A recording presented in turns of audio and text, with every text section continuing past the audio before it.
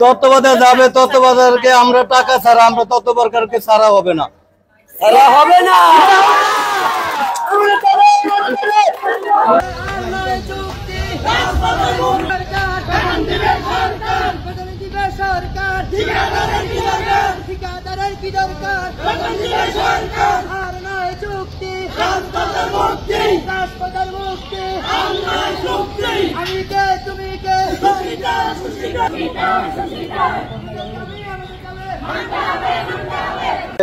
এক সপ্তাহ 15 দিনের মধ্যে টাকাটা দিয়ে দেবে, বেতনটা সপ্তাহে 9 মাস 16 দিন চলে, 10 মাস চলে, আর পূর্ণভাবে 10 মাস চলে।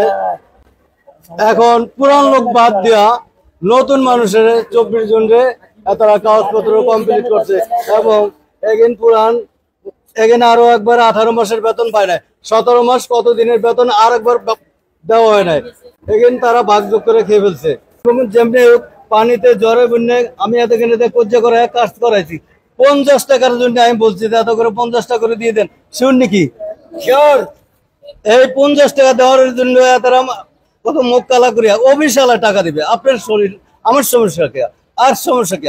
তা সেই টাকাটার জন্য বললো এখানে অফিসাররা আমাদের দাবি আমাদের কাজে রাখুক আর না রাখুক, আমাদের পণ্য টাকাটা দিয়ে আমাদের যা করার করুক।